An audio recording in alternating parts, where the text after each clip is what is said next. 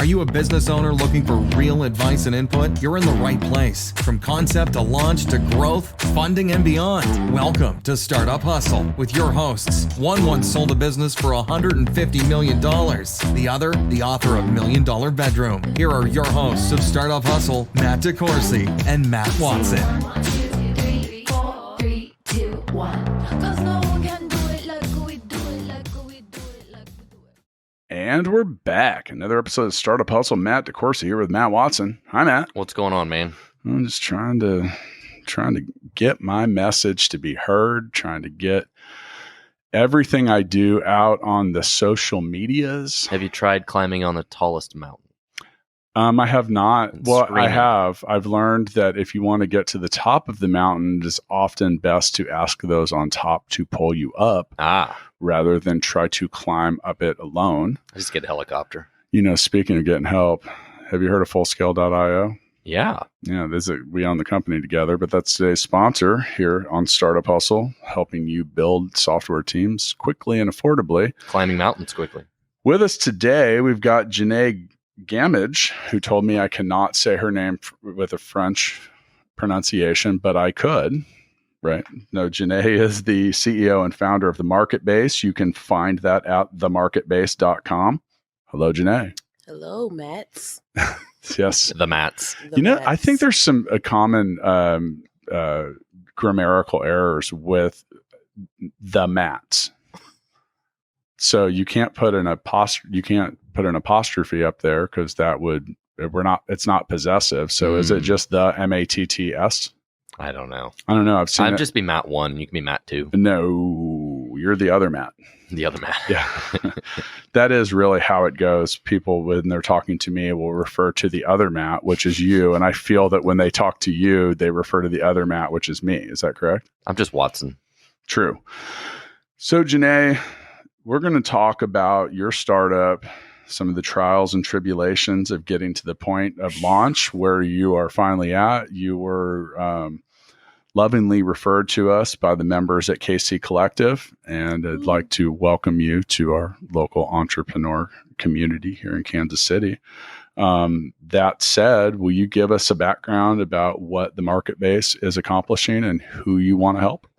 Yeah, so there's two other co-founders, by the way. Sure. We all started out as entrepreneurs in the digital marketing space or software space, and we saw a common problem and came together to fix it. So it was that high level of marketing is not really accessible to low budgets or the entrepreneur budget. And even working with our clients, we couldn't provide the type of service we wanted to provide and that we knew that was needed in order to, scale from small business to an actual thriving, running business that doesn't shut down in 2 years or 3 years. So we knew in order to deliver it, we needed a software. We knew we needed the right people, the right team, and that's how the Market Base was formed. So it's essentially, what our developer called it was the G Suite for marketing. All your digital marketing needs, one software, make requests, project manager, get it done. So is it so the software that you created, is it really just internal software that you guys use to manage the clients and the tasks? Or is it like a software as a service product that I would go license? Software as a service, right. So, and we will also license it to digital marketing agencies. That's the plan. So Stackify is one of my companies. So how would that software benefit Stackify? What would we use it for exactly? Well, you'd be assigned a marketing team, and so all your marketing needs and deliverables will be done within the software with your project manager, aka your marketing strategist. So so that was part of my question earlier. Do we actually use the software, or do we just use it to ask you what we want you to do? And when then you say guys use the software, would my employees actually log into it every day and use it? If you wanted them to, but really probably your marketing manager. I'm assuming you're more of a small, mid-sized business. Right. So your marketing manager or your marketing team would log in and kind of manage it from there in cooperation with us.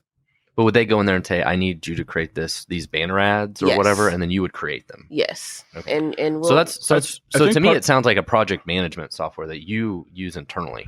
But it has people behind it too. Yeah. Like if Right. you use Jira or something like that, PM software is just framework for to-do Sure. lists or whatever. Yeah. I think the thing that is interesting here and what you mentioned is, so in the early phase of any business, your ability to afford the 9 different things that you might need, it's kind of like a fractional help. Sure. Exactly. And, you talk about business. That's where I think that early stage businesses are highly disadvantaged from a resource standpoint. Because, we've spent a lot of time talking about how do you determine who your early employees are, and you can't afford to have specialists.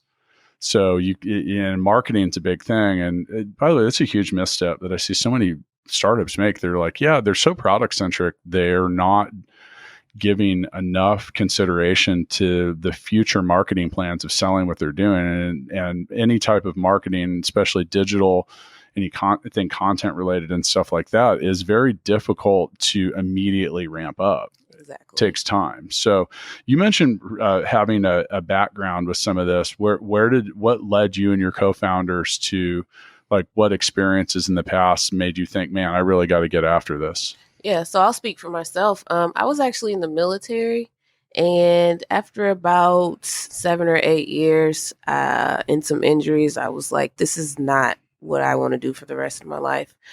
So, I went to school for kinesiology, exercise science. So in my mind, I'm just going to take that and I'm going to become a trainer, and then I'm going to get out of the Army and have a gym and be the most successful person in the world in the fitness space. Like, that was what I was going to do. So I did start training on the side while still in the military.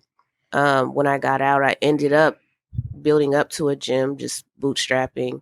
And I did all my marketing. Like, I did everything. And I noticed that a lot of people came to me in the fitness space and were like, hey, who did that for you? Oh, yeah, I did it. Oh, can you do mine? Sure. All right. Then it came to a point where, like, okay, I have to start charging for this. And then I realized I was running 2 businesses, and it really came down to choosing what really makes me happy and what am I actually passionate about. I think I just liked working out, and I turned it into a business. And I switched over to marketing. So I started running my agency, bootstrapped that up, met my other co-founders, and they were kind of in the same space. And it was just like, yeah, I actually want to help small businesses and entrepreneurs who are really trying to build a credible business, but don't know how to get there as far as marketing, but they can't afford to work with me. So how do we bridge that gap? And that's how we're here now. I think marketing can be a bit of a mystery to people that aren't familiar with it. Yeah. Just meaning, like, there's so many different things you can do, and then doing it incorrectly is really expensive. Well, that's what I was going to say. It's also easily just to light up a lot of money on fire. Yeah. And so I think that when you have someone, like you mentioned, having a strategist or just someone that people ask me about marketing stuff all the time. I'm like, dude, where do you want to start? Yeah. And, so much. And I think, Matt and I would say it's fair that we probably consider ourselves to be expert content marketers at this point. Content marketing, yes. Other forms of marketing, not so much. Well, I disagree for myself in that regard. I've had a pretty well-rounded exposure to all of it. Mm-hmm. It doesn't mean I utilize all of it. Like, I'm not a big fan of paying for CPC ads, but I have a strong grasp on doing that planning. And there's certain things that sometimes people will come into. You look at like a cost per click campaign, and most people don't even understand what a negative keyword is. And that, in my opinion, has always been where you win or lose, and because you're eliminating all the garbage out of, and it takes a while. And if you don't figure that out for a while, you're paying for a lot of crap. Yep. And I think that's where a little guiding light per se. And then another thing too is, like, so when we mention content, I think you're thinking about the written word. Sure. Yep. All right. Mm-hmm. So, and that's something that between Full Scale, GigaBook, Stackify, we've, like, those 3 largely driven by Stackify's traffic, but get over 1 million. Yeah. A lot of content marketing traffic. Nice. Our businesses collectively are receiving over 1 million organic visits a month. Nice. To the blog, but that didn't happen overnight, Right. and it's not going to happen. I think one of the mistakes that people make when it comes to marketing too is they say, oh, well, I tried 3. I wrote 3 articles. Yeah. Why am I not crushing it? You might need to try 300. Right. So when it comes to some of the strategy and stuff like that, where do you begin to advise or help people understand what's right for them? Yeah. Well, step one is transparency and just letting them know. And we actually have a form built in when you first sign up. It's going to make a plan recommendation, and it's going to give you a timeline. There's you know that you're not going to get to where you're trying to get overnight. So if this is your budget and we're telling you it's going to take 6 months, you need SEO, it's going to take 6 months, period. And just being honest, because that's a huge thing for entrepreneurs. You know, they know they need marketing. They're going to Google for the information and they're being lied to. And it's really just finding someone that they can depend on to say, hey, this is what it is. So here's the information. What are you going to do with it? Because it's really not about, it is about us getting users, but it's not about taking advantage of those users. It really is about them being successful because that makes us successful. So we're really, really picky about who we're going to work with in that respect. And that starts with, one, being transparent. This is where it's going to happen. If you can't make it happen right now, then this is our suggested course of action.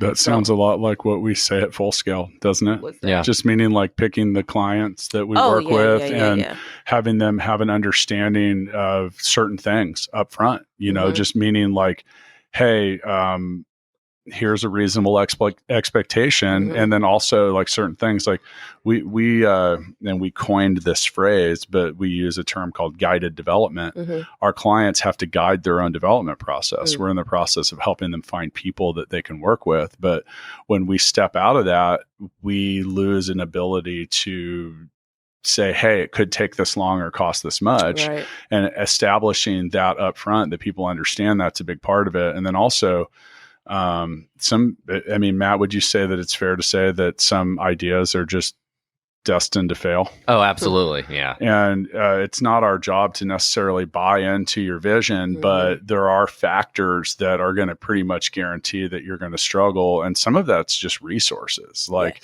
are you immediately bootstrapped to the point where you can spend $1,500 a month? Because if you are, you're not ready to be a Full Scale client, because that wouldn't even not enough budget. Well, right. And then but then and for those of you that run service-based businesses, and the market-based, while it's a software product, still has a service-based component to it. If you run into that, and you know, it's important to be upfront with people about some of that, because if they're immediately going to flop, it doesn't matter how great of a job you did, they're going to be mad at you. Oh yeah. Would you agree? Yeah, absolutely. Okay. So, do you have any comments in that regard? Because No, I'm still trying to understand. So are you guys providing a service business or a software product? So service as a software. We're using the software to deliver the service quicker, faster, more efficiently in one epicenter. I'm still confused. Why? At what the software does. It's a dashboard. It keeps track of your different stuff, from social media to, all of it. And Is that what it does? Pulling a lot of. So do you have probably pulls in analytics for all different stuff? Yeah. Okay. Yeah. I'm sorry. I may have clarified that prior to you joining us and us hitting record. So, I wasn't in the know. Yeah. No, you aren't. Are you now? I'm further along. Never been closer. So some of that's the default answer for where's my project at? It's never been closer to being done, which is sometimes true. Yeah. Sometimes you go backwards. Yeah. Now, you're further away. Now with that, you're entering a crowded space. You mentioned that, there's a lot of, I've had people, we've explored possibilities of digital marketing services and stuff like that. And I say it's a crowded space because it's easy to get into, and it does trend to the more resourced client or user, as you identified. I think that, and some of the things, I can't even remember what some of them are, but we looked at some stuff like AI to help you determine your ad clicks and stuff like that. And some of that stuff was like $1,000 a month just for the software, and you got to be pumping a $50,000 a month budget through it, and that's just not really the challenge practical. You have. So the marketing services that you offer, do you offer graphics design? We do. Do you offer content marketing? We do. search engine optimization, Absolutely. managing pay-per-click, Absolutely. display ads, That's a Paid format. ads, That's yeah, a form it's a- of it's graphic a- paid ads. design. I mean, Yeah. what about like if I need you to do create a website for me and design a website? So that is a feature that we'll add in the future. As of right now, is that really digital marketing? Yes. So But we're just not there yet at the price point that we want to be. So my point is, it's a lot of different things, Mhm. right? And so that's part of your challenge, is being able to have the expertise at all the different things, right? Right. And so one of the challenge we have at Stackify, I mean, we have a marketing team of 4 people, Okay. but we don't have a graphic artist on staff. So we leverage, freelancers basically. Mhm. And I mean, that's the challenge. It's like, okay, every month or two we need something done, and it's only going to cost us a couple $100 to do it or whatever, to make some banner ads. That's your struggle, right? Is you don't necessarily want clients like Stackify, like, okay, every couple months we'll give you $200. It's about finding the right type of client, back to your point earlier, Yeah. Matt. And Right.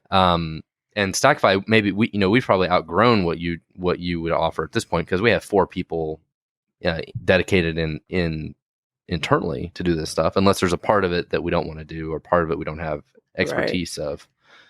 I would say as far as Stackify, yeah, you're not really our client. We're more so for the entrepreneurs and small business owners who have started generating some revenue. They know that they need to upgrade their marketing. But they probably don't have a marketing team at all. Don't have a marketing Yeah. team, don't really know anything. Like one of our users, 2 chiropractors got together and they created a training tool for weightlifters and CrossFitters. So they know everything about what they've created, nothing about marketing, because chiropractors, I mean, insurance takes care of that for you essentially. So they reached out to us. We were looking for users that kind of fit the bill, and they wanted to do a product launch. That was the campaign we worked on. First 2 weeks, 14K. It's really about people who just want to be hands off and kind of manage. I trust you. Tell me what to do. I need a request. I want this Instagram post. We're going to this trade show. Make us a banner. Things like that. Yeah. And earlier on in Stackify's days, we absolutely needed help from somebody like you. Mm-hmm, mm-hmm. Absolutely. So you mentioned, for example, we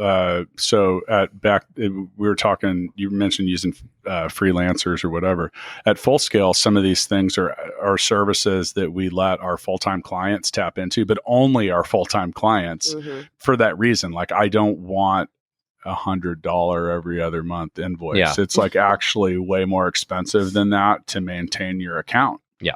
In that regard. Now with those services, and they're just like basic creative things, because like you said, sometimes you just need that graphic designer. You will spend more time finding that person Right. than they will spend working for you. Right. And it becomes a terrible, like, kind of ROI on your own time and effort. And I think that it's still back to marketing. The expensive part of it is learning. And you mentioned, you can go Google a whole lot of stuff, and you use the term getting lied to. I don't think it's necessarily intentional deception by the content that's out there, but I even wrote about this in $1 Million Bedroom. I said, if you're reading an article about SEO or marketing or whatever, like, be very skeptical about it, because the people that are the most brilliant at doing that stuff aren't writing that article. No. They're off doing it themselves. And I have yet to find like my exact recipe for certain types of content marketing clearly outlined in a blog article. Yeah. I mean, maybe in the blog articles that we publish, but you look at things like, and also having an understanding of like what to target. Like, if you go to Google right now and enter the term offshore developers, Full Scale comes up first. It's pretty awesome. That's an A+ job. Mm-hmm. But there's an approach to having that occur and understanding what that That value still blows is. my mind, by the way. Well, but we did well with that. Yeah. Now, at the same time, in the midst of searching for that, we have a lot of other content that, quite honestly, draws a shitload of traffic and doesn't particularly have a whole lot of value for us. It was just like I said, it's like test. The 3 golden words of marketing. Mm-hmm. And that's my particular belief. So what's on the way to launching the marketbase.com, what are some of the things that have been challenging for you? Because building software is tough. Oh, yeah. And by the way, finding and keeping digital marketing clients is maybe even harder. Oh yeah, retention. That oh gosh. Yes. And it's not even the client, just to touch on that. It's really their lack of understanding. But that has really But that's been part of your business helpful. though. Yeah. Because if they understand it fully. Exactly. So that has really helped us as far as for the market base, making sure that our value ladder, one, taking on only certain clients, but two, making sure that our value ladder includes education. So even before they sign up, they're being educated on the way to subscribing. But yeah, what was your other question about trials? So, well, and any business, regardless of what it is, there's a shitload of roadblocks and things that just get in your way. We're always most interested to hear people's take on the ones that they didn't anticipate, or just like there's always I refer to this as your oh shit line. And I literally put that on projections. People are like, what is this line that says, oh shit? That means, oh shit, I didn't think about that. Yeah. Yeah. Landmines are always there. Or just things Always. like, I mean, and anybody that tells you that they entered or opened a business and didn't have any of those, then they just haven't found them yet. Yeah. Because they are there. That's scarier. They get carried. It comes with the territory. So do you have one that stands out? I'm going to say on the tech side, and just going from ideation to here's the product and this is the only way that it's going to work with what you're trying to do. This has really evolved, and it probably in the first few months evolved every single day and pivoted to this or that. You meant just like the dashboards and the different kind of stuff. Exactly. And, how we're going to accomplish this, really. We have the point B and we have the point A. Like, how the heck do we get there? Oh, and by the way, we are not developers. So trying to communicate our vision to a developer who's just like, yeah, where's the UX design so I can code this? Like, I don't care what you're saying. Just tell me what you needed to do. So it's just been, and I've never worked with a developer. So really learn to speak their language has been the hardest thing for me, in communicating my vision in that way. So how did you find a developer? We work with Lean Start Lab. Oh, okay. Yeah. Katie's been in and talked about that. Oh, really? Yeah. Okay. Yeah. No, we work with So, Tim. Love them. and for those of you outside Kansas City, Lean Start Lab, I can't remember the name of the episode, but it's an example of a local organization that's here to help businesses like Jannae's get off the ground. Oh, yeah. And it's back to what's kind of like what you're doing for people in marketing. Their goal is to be bridging the gap, but also to be that voice of reason. Mm-hmm. And you mentioned you said we're not developers. One of the things that, all right, so I was talking to someone in the Full Scale Suite recently about the person that they worked with, and she said, yeah, I've tried to hire him like 5 times. I said, what do you mean? Because he always says, oh, that'll only take 2 weeks to get done. He's like, well, if that's the case, then you're hired. And those are famous last words. When it comes to building software, would you agree, Matt? Yeah, that should only take it's like the never been closer right. thing. That should only take a week to get done. That should occur really quickly. And you're like, and especially I think a lot of people don't understand when it comes to building software that there's literally like 10,000 things that need to all behave with each other. Yeah. And when you're building something from scratch, it's just unstable in the beginning. I mean, I spent this morning and most of yesterday troubleshooting a problem, and I tracked down the problem today to one line of code that got commented out that was causing all sorts of performance issues because somebody commented out one line of code. That's why I could never be a developer. That was not work that I planned to. I mean, I spent all my time on something I never planned to spend on, right? Yeah. And tomorrow it'll be something else. I have a question. Do you use Stackify on Stackify? We do. Yeah. We sure do. But Matt, let's give you a plug with that. So, one of the businesses that Matt's founded and has a huge amount of users for is Stackify.com, which is something that can be inserted. It runs in the background on your server, and it begins to tell you. It's really a time saver tool. So we help developers figure out how to improve their software, how to improve the performance, how to troubleshoot issues. Let's talk. Yeah. Well, but that's good for people on all levels, because you mentioned like you were trying to find one line of something that was out there. Now, I don't know if that's like, does Stackify prevent general stupidity? Is there a stupidity? We do. So there's a we have a free tool for that even. Prefix? Yeah. Go to Stackify.com, check that out. So is there an actual, on the dashboard, is there an actual panel that says you're stupid and then it shows all the reasons why? Real close. Yes. Okay. Yeah, real close. Is that how it's phrased? It's just a little triangle, gives you little warnings, tells you not to do that. I feel on some levels that if certain software just told me I was dumb, I would accept it after. Like on some levels, they'd be like, hey, dumb, like you could probably do better here. I'd be like, you know what? Software, you're right. I wish Facebook would tell a lot of people they're dumb. That would solve some problems. I feel like that would clear up a large percentage of the people that I'm friends with. And some family members. I've stopped myself from making comments on Facebook that are along the lines of, I have unfollowed all of you and I have never felt better. Is that fair? Yeah, software's fun. So, okay.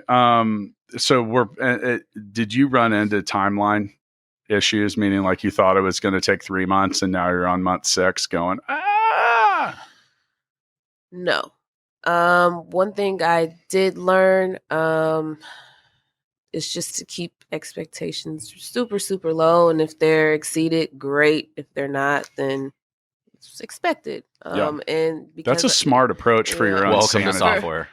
Right. So I already knew and kind of had that expectation. So if 10 were to say, yeah, it'll be done in 3 weeks, I'd just probably wait about 2 months to see where we're at that point.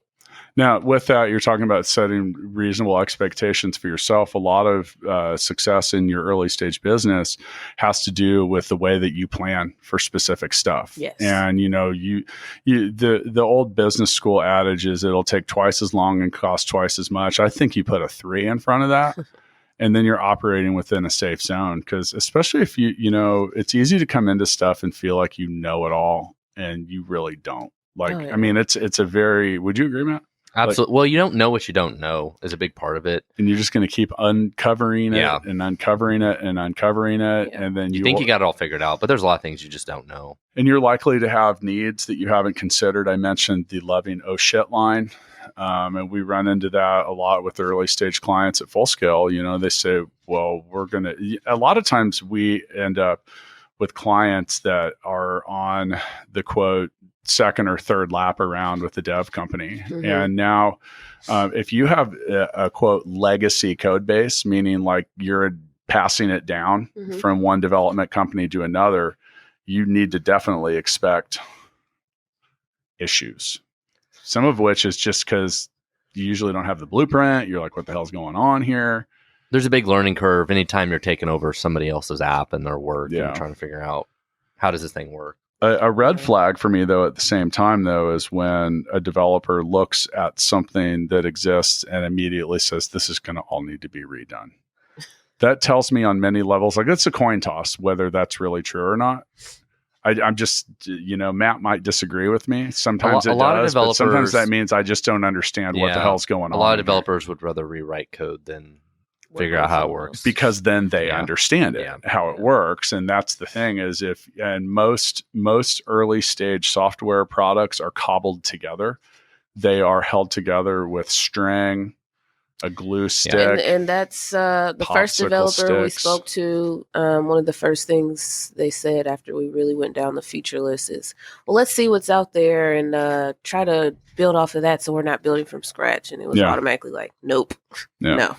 Absolutely not. And luckily we came in contact with 10 after that. So I did know that. When you mentioned 10, are you referring to 10 Ho? Yes. Okay. I know 10. Everybody knows 10. Yeah. He's a good guy. He's smart. And he actually has a whole startup process. Yes. that some of our clients have used. Well, and those kinds of people in the community are great that are used to building prototypes of things over and over and over and over. So by the way, when you said lean start, I was referencing a different one. Oh, were you? Yeah. Because there are actually two companies Here in Casey? that have similar. Yeah. Oh, I didn't know. I think I did. I don't know. Anyway. Okay. So when it comes to now, let's you know what? Have you played Mixtape before? Because it's about that time, actually. No. Well, you're going to. So mixtapethegame.com, Mixtape the app, available on iOS and Android. I have drawn a card from the Mixtape deck, Matt and Jannae. I'm going to read a scenario, and we're all going to name a song that comes to mind. And then we will vote for who the winner shall be. You may not vote for yourself. Is this PG-13? Let me know. You can I say start whatever choosing the fuck you want. True? Yep, whatever. Okay. Play your favorite slow dance love jam from junior high. Ooh. From junior high. I know I don't Man, look I it, gotta but go. I'm pretty old. I'm pretty old. That's a I'm while easily back. the oldest person in this Junior room, high. which is this is going to require nearly a 30-year rollback.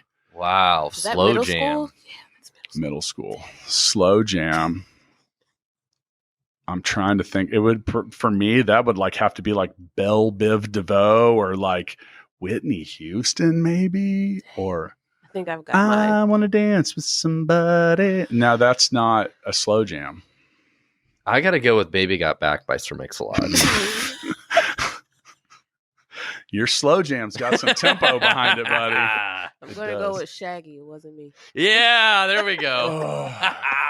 I'm just gonna defer. I can't remember that far. I mean, well, you can't. I'm sitting here thinking, I'm going, man, when I was in middle school, and then like a whole wave of emotions and terrible memories, and some of which I may have suppressed until this round of Mixtape. So I got to vote for one of you. I'm going with Shaggy. All right, I guess I'm going with Shaggy. Boom! Winner. We got a What's winner. my price? You get to fire the money gun. Hang on. Because I can't let the person that's here talking about social media not have a video of firing the money gun. We'll have to pass that over. There you go. You're allowed to fire that at Matt if you want, or Whatever wherever you comes want. out, I get to keep, right? Yeah, sure. Is there money in here? Pull the trigger. Let's go. Ready? All right. You got more. Keep it coming. There you go. I have literally learned to recognize the sound of when the money gun is Oh, empty. yeah. So, yes. That's my tip. Real money. Anyway, congratulations on your Mixtape win. Woohoo! God, I learned so much about There's everyone. money everywhere. Cardi B would be so proud. I mean,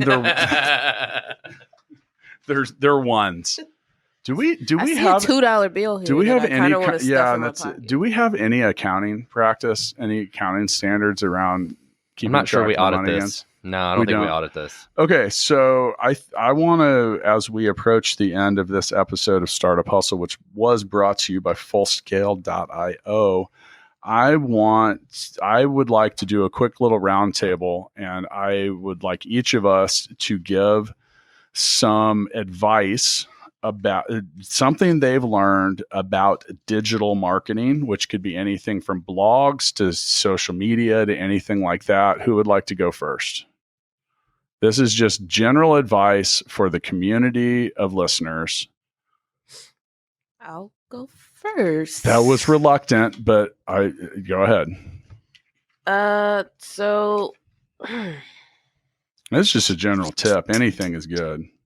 yeah, if you're an entrepreneur, small business owner, and you are scared of running social media ads because either it didn't work when you put that $20 budget on for 30 days, or you feel like you don't have the budget, stop going to Starbucks for 2 weeks, put it in a social media ad, because once huge brands really catch on to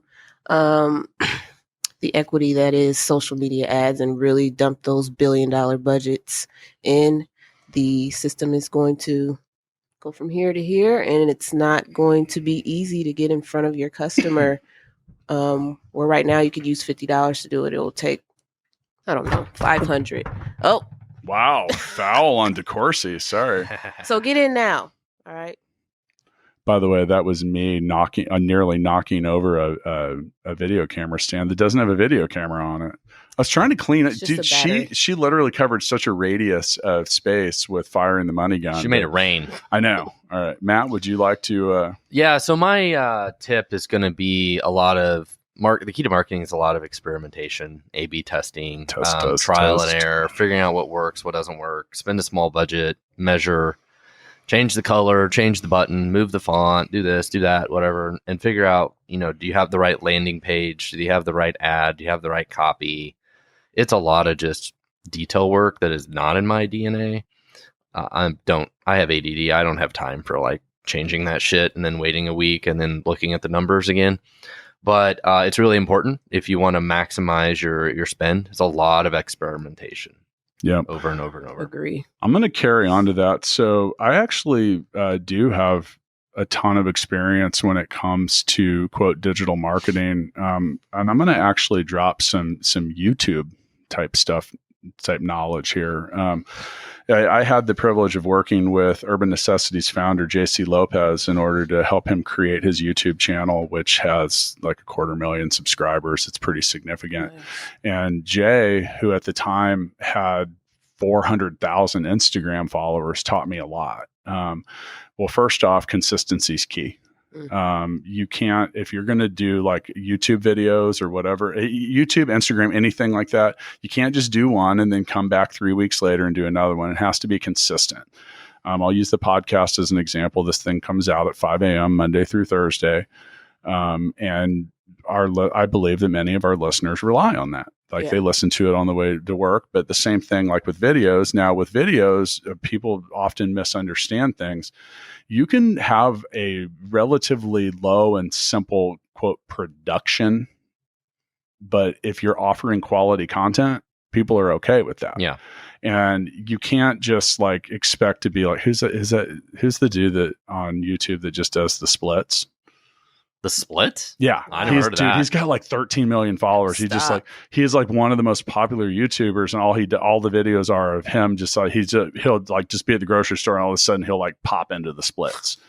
Now wow, that's a thing. It is, and it's a huge thing. Now that said, that's not probably going to happen with you. So you have to find things that people are interested in. And in Jay's case, that was sneakers, and he was always around a lot of interesting and different stuff. So right there in the shop, they would often see very interesting, new, upcoming kind of stuff. He was a fashion influencer, so people wanted to hear what his opinion was about stuff. And understanding that it didn't have to be they didn't have to have a film set and different stuff like that. But because he kept it interesting and because it kept it regular, he was able to then tie in different types of media. I don't know if I'll ever see something this crazy again, but we announced that he was going to have a YouTube channel via Instagram.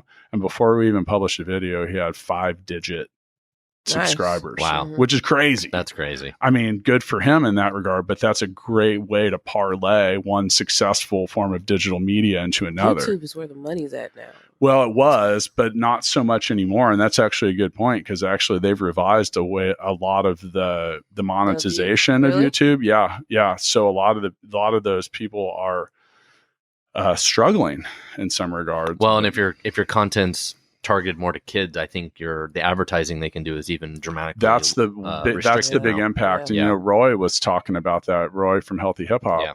And that a lot of the influencers that were in that space are now struggling, and we're going to attempt a bit of a roll up on some of them when it comes to healthy hip hop, because they might have another way of doing stuff.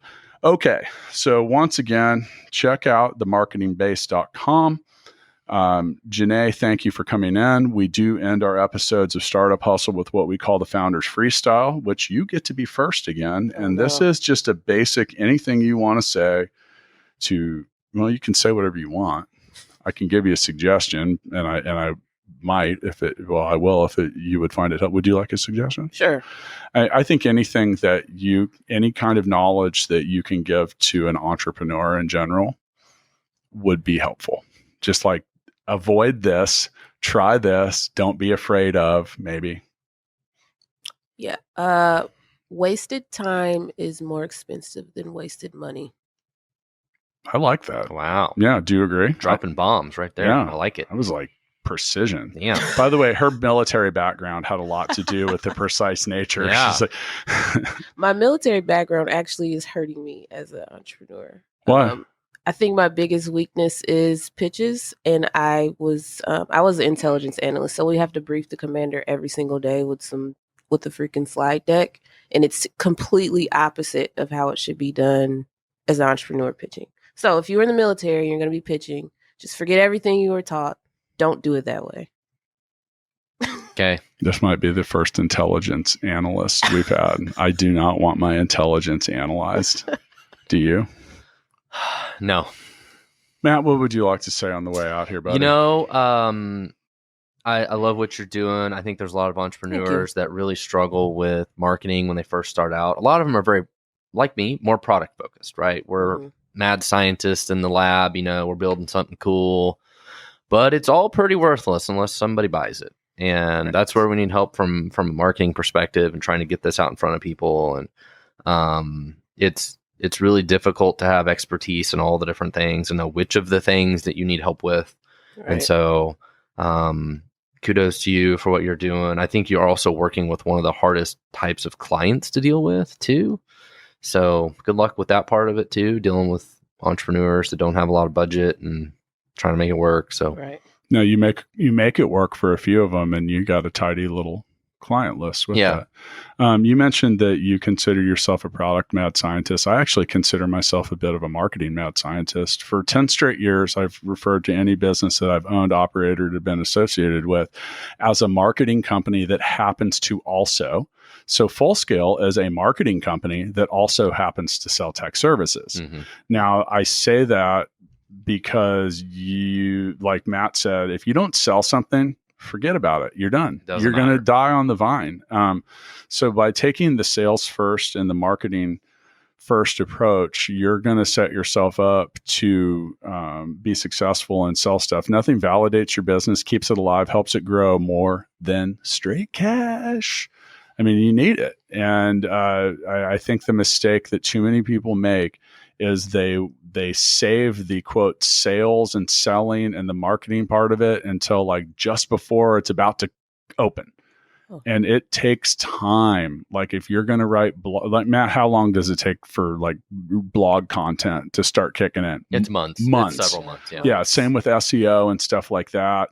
The internet's been out for a long time, and there's a lot of people between you and the top of where you want to be found. Right. And so start working on that early.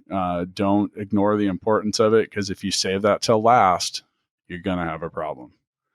Anyway, see you all next time. Thank you. Thanks.